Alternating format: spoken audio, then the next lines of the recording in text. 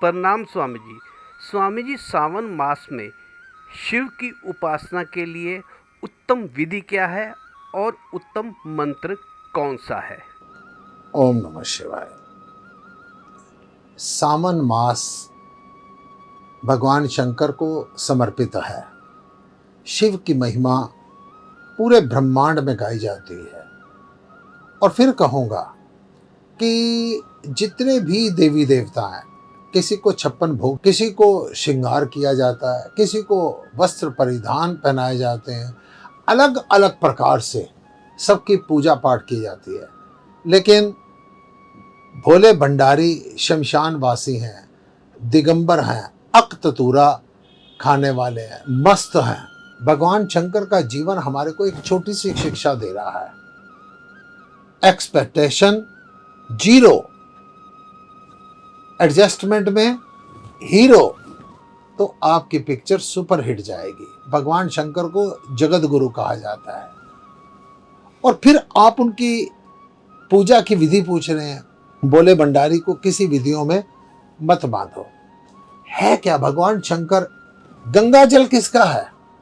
गंगा जल भगवान शंकर की जटाओं से आया है। बेलपत्र किसका है?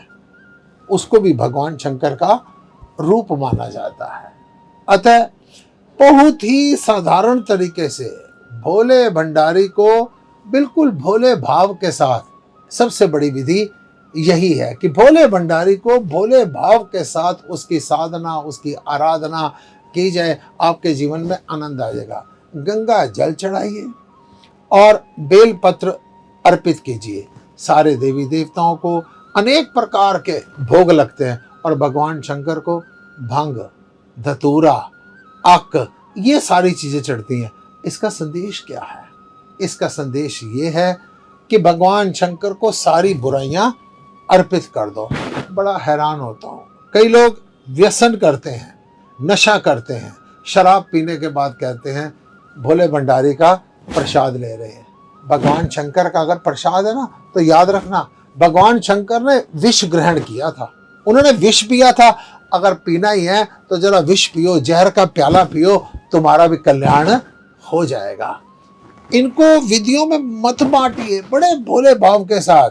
जैसे कहा जाता है, एक चोर सारी रात भटकता रहा, उसको चोरी करने के लिए कुछ नहीं मिला। आखिर में एक शिव मंदिर में उसने क्या देखा कि भगवान शंकर के शिवलिंग के ऊपर एक पीतल की बहुत बड़ी गागर चढ़ी हुई है। वो शिवलिंग के ऊपर चढ़ा, गागर उतारने लगा। जैसे ही गागर उतारने लगा, भगवान शंकर प्रकट हो गए, कांपने लगा। कहता है प्रभु माफ कर देना, माफ कर देना, मैं चोरी कर रहा हूँ, मेरे को माफ कर देना, आप क्रोधित मत होना, श्राप मत देना। भोले भंडारी मुस्कुराए, कहते हैं लोग तो मेरे ऊपर मेरा ही गंगा जल चढ़ाते हैं और पता नहीं क्या क्या मांग लेते हैं।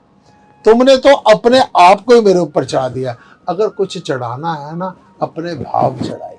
12 ज्योतिर्लिंगों पर जाकर आप जलाभिषेक, रुद्राभिषेक, दुग्धाभिषेक, अनेक प्रकार से अभिषेक भगवान शंकर का करते हैं। 13वां ज्योतिर्लिंग जो आत्मा रूप में, आत्मा है एक सच्चा हीरा, काया है एक थैली। इस आत्मा रूपी 13वें ज्योतिर्लिंग पर आपके नेत्रों का जो सबसे संसार का पवित्र जल है ना, वो भाव से अगर एक बूंद भी पड़ जाएगा ना, भगवान शंकर प्रसन्न हो जाएंगे। फिर आप पूछ रहे थे इनके लिए मंत्र क्या है? सारे संसार में महामंत्र जो है ना, ओम नमः शिवाय, ओम नमः शिवाय, ओम नमः शिवाय, ओम नमः शिवाय, ओम नमः शिवाय, ओम नमः शिवाय, ओम नमः शिवाय का जाप करो। इसी से आपका कल्याण है। बड़ी साधारण सी बात है कि भगवान शंकर की महिमा सावन में ही क्यों? सावन का जब महीना आता है ना, तो कामदेव अपनी सेना के साथ चारों तरफ फूल खिलने लगते हैं, मंद शीतल सुगंधित पवन बहने लगती है।